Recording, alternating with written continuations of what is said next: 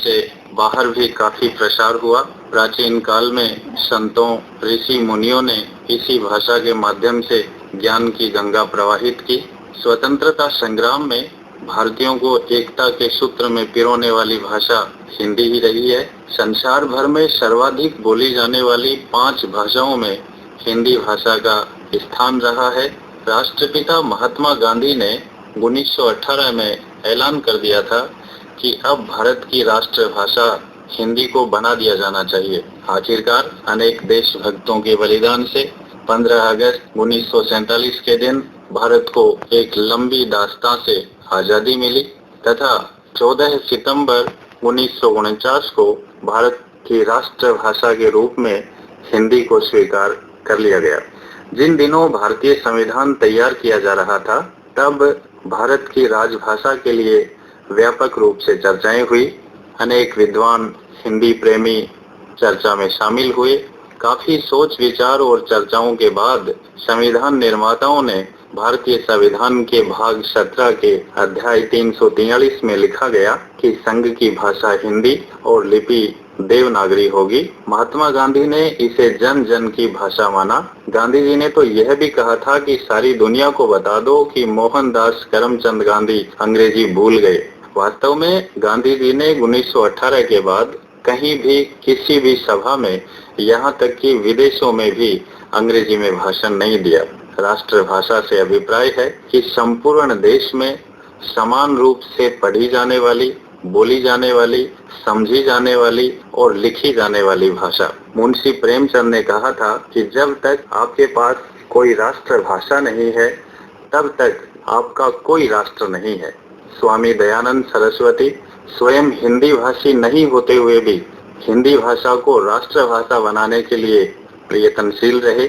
उन्होंने इसे आर्य भाषा का नाम दिया और आर्य समाज की स्थापना भी की, जो आज भी हिंदी भाषा के प्रचार प्रसार के लिए कार्यरत है। आज हिंदी भाषा अपना व्यापक रूप ले चुकी है। चीन की मंडरिन भाषा अथवा अंग्रेजी भाषा जानने वाले से अधिक विश्व में हिंदी जानने वाले लोग हैं। इनकी संख्या लगभग 110 करोड़ है। आज हिंदी विश्व भाषा बनने की ओर अग्रसर है और ये हिंदुस्तान के लिए अतीव प्रसन्नता का विषय है। अमीर खुसरो, मलिक मोहम्मद जायसी, कबीर, रशखान, रहीम, मीरा, सूरदास, बच्चन, सूर्यकांत त्रिपाठी जैसे साहित्य प्रेमियों ने, भाषाविदों ने हिंदी भाषा को वर्तमान सम्मानजनक स्थिति तक पहुंचाया। हिंदी सिनेमा और आकाशवाणी ने हिंदी को केवल भारत तक ही सीमित नहीं रखा, बल्कि मेरा जूता है जापानी जैसे गीतों को रूस तक लोकप्रिय बना दिया। वर्तमान में विभिन्न भाषाओं के मध्य तुलनात्मक दृष्टि से विश्व में हिंदी जानने वाले लोगों की संख्या सबसे अधिक है। अब वह दिन दूर नहीं जब हिंदी संयुक्त राष्ट्र संघ की अनुमोदित भाषाओं में शामिल हो सकेगी। वर्तमान में सबसे बड़ा प्रश्न यह है कि इतना कुछ होते हुए भी हम हिंदी को उस सम्मानजनक स्थिति तक नहीं ले जा पाए हैं जहां उसे होना चाहिए था। कारण जो भी रहे हों, मगर आजादी के 70 साल बाद भी हिंदी की स्थिति नाजुक बनी हुई है। केवल दिवस बनकर रह गई है हिंदी। जब जब भी देश पर किसी प्रकार की विपत्ति आई है, तब तब कलमकारों ने अपने लेखनी के माध्यम से एक बहुत बड़ी क्रांति की है और परिवर्तन लाकर छोड़ा है। देश के युवाओं को चाहिए कि वे हिंदी भाषा का प्रचार प्रसार करें, लोगों को समझाएं कि हिंदी से ही नहीं, अंग्रेजी से ही नहीं, हिंदी से भी शान और शौकत बढ़ाई जा सकती है। मेरा मतलब यह नहीं है कि अंग्रेजी का ज्ञान नहीं होना चाहिए, खूब होना चाहिए, मगर हिंदी को भूल कर नहीं, हिंदी भाषा को, अपनी मातृभाषा को याद रखकर ज्ञान होना चाहिए। मैंने एक बार कहीं पढ़ा था कि जब हिंदुस्तान से अंग्रेज जाने वाले थे, लगभग तय हो गया था, क्योंकि उस दौरान ब्रिटिश शासन हार मान चुका था। वहाँ की कंपनी जो है दिवालिया हो गई थी, अर्थव्यवस्था एकदम से डगमगा गई थी और भारत पर वे शासन चलाने में काफी विरोध और दिक्कतों का सामना उन्हें करना पड़ रहा था। तब ब्रिटिश प्रधानमंत्री तत्कालीन अमेरिकी राष्ट्रपति को पत्र में लिखते हैं कि हम भारत छोड़ रहे हैं, इसमें आपका क्या ख्याल है। तो वहां से वापस पत्र आता है कि आप भारत छोड़ रहे हैं, ये आपकी मजबूरी रही है क्योंकि आप वहां का शासन चलाने में समर्थ नहीं है, मगर एक बात याद रखना कि किसी न किसी तरीके से भारत को अपने से जोड़कर रखना है, क्योंकि भारत एक बहुत बड़ा बाजार है। उन्होंने यह भी लिखा कि अमेरिका व यूरोप की आर्थिक स्थिति काफी हद तक भारत पर निर्भर है। उन्होंने उसी समय यह तय कर लिया था कि किसी न किसी तरीके से यहाँ के लोगों को बांधे रखना है, और वही हम महसूस कर रहे हैं। अब सवाल ये उठता है कि आखिर इस हिंदी भाषा को और अधिक प्रचारित या प्रसारित करने में एक सशक्त माध्यम के जरिए का कैसे उपयोग किया जाए, जो उपक्रम सोने पर सुहागा साबित हो जाए। हिंदी के विकास में साहित्य ही नहीं, फिल्म, रेडियो, दूरदर्शन का भी महत्वपूर्ण योगदान रहा है। यदि सामाजिक मीडिया में अभिव्यक्ति का ये माध्यम बन जाता है तो कहने ही क्या। कंप्यूटर क्रांति की शुरुआत में भले ही अंग्रेजी भाषा का दबदबा रहा हो, लेकिन यूनिकोड फॉन्ट ने हिंदी के प्रसार की संभावनाओं को विस्तार दे दिया है। वेबसाइट हो, ईमेल हो, चैट, खोज, मोबाइल संदेश आदि सेवाओं में हिंदी का प्रयोग अब बहुत तेजी से होने लगा है। आज जरूरत इस बात की है कि लोगों को इसके प्रति जागरूक करें, इसके प्रति प्रेम भाव बढ़ाएं। इसे बढ़ावा देने के लिए विभिन्न विषयों पर आधारित हिंदी में अच्छे अच्छे ब्लॉग्स, कहानियां, निबंध आदि प्रतियोगिताएं करवाई जाकर भाषा विभाग की तरफ से पुरस्कृत किए जाएं, ताकि ज्यादा से ज्यादा लोगों की रुचि भाषा में बढ़ सके। भाषा के प्रति हमारी मानसिक दास्तां को छोड़कर हिंदी को अनिवार्य रूप से घोषित करना होगा। शायद अब हर व्यक्ति को राष्ट्रपिता महात्मा गांधी की बात को अपनाना होगा। उन्होंने कहा था कि विदेशी भाषा से पीछा छुड़ाना स्वराज्य का एक अंग है।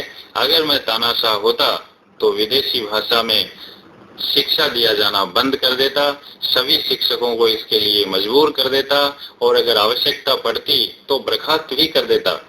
मेरी मातृभाषा में कितनी भी खामियां क्यों न हो, उसी तरह से मैं इससे चिपटा रहूंगा जिस प्रकार बच्चा अपनी माँ की छाती से चिपटा रहता है। जब तक ये बात वर्तमान समाज के लोगों के मन में नहीं बैठेगी, तब तक हिंदी अपने देश में मेहमान ही बनी रह जाएगी। अतः राष्ट्र को सशक्त बनाने के लिए, संपूर्ण देश को एकता के सूत्र में बांधने के लिए वही भाषा राष्ट्रभाषा के आसन पर आसीन होने योग्य है, जो देश के अधिकांश भागों में बोली जाती है, समझी जाती है, पढ़ी और लिखी जाती है। हिंदी स्नेह, सहयोग, सहानुभूति और संवेदना की भाषा है। मनुष्य की स्वाभाविक भावनाओं को गहराई से छूने वाली भाषा हिंदी ही है। इसके माध्यम से किसी भी बात को सहज और सरलता से अभिव्यक्त किया जा सकता है। सरकारी स्तर पर एक व्यापक योजना बनाए जाने की जरूरत है। यूट्यूब के जरिए हिंदी भाषा के अध्ययन, प्रशिक्षण के पाठ्यक्रम भी शुरू किए जा सकते हैं। जब सोशल मीडिया कम समय और कम खर्च में उपलब्ध हो, तो फिर क्यों न इसके माध्यम द्वारा हम हिंदी के विकास, प्रसार और प्रोत्साहन में इस्तेमाल करें। इसके अलावा पंचायत स्तर पर हिंदी शिक्षण केंद्र खोलकर उनमें प्रशिक्षित लोगों को लगाया जाकर इस यज्ञ में सहायता दी जा सकती है। राज्य सरकार या केंद्र सरकार द्वारा योजनाबद्ध तरीके से हिंदी भाषा के व्याकरण पर आधारित वर्ष भर में 2 या 3 एग्जाम करवाई जा सकती है। ये कार्य नजदीकी विद्यालयों को सौंपा जाकर संबंधित विभाग उनसे रिपोर्ट ले सकता है। युवा वर्ग एक संकल्प दिवस मनाए, तहसील, पंचायत एवं जिला स्तर पर एक समूह बनाकर नुक्कड़ नाटक आदि किए जाएं, जिसमें कविताओं का, लघु कथाओं का भी संकलन किया जाए।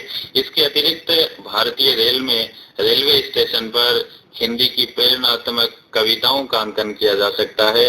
यातायात बत्ती पर भी इस तरह की कविताओं के बोर्ड्स वगैरह लगाए जा सकते हैं, ताकि वहां थोड़ी देर के लिए ही सही युवा कुछ समय ठहरे और उन चीजों को पढ़ सके, तो भाषा के प्रति रुचि जागृत होगी। इस प्रकार निश्चित रूप से हिंदी के विकास, प्रचार और प्रसार में हम अपनी सहभागिता दे पाएंगे। अन्यथा आने वाली पीढ़ियां संस्कृति और संस्कारों को भूल जाएंगी। आवश्यकता सिर्फ समर्पित भाव और ईमानदारी से क्रियान्वित करने की है, और यही अपेक्षित भी है। दोस्तों अभी आप सुन रहे थे वार्ता, जिसमें हमारे साथ थे राजेश शर्मा और उन्होंने बात करी हमारी राजभाषा हिंदी के बारे में। तो चलिए दोस्तों, वार्ता के बाद अब आपको लिए चलते हैं इस प्यारे से म्यूजिकल ट्रैक की ओर।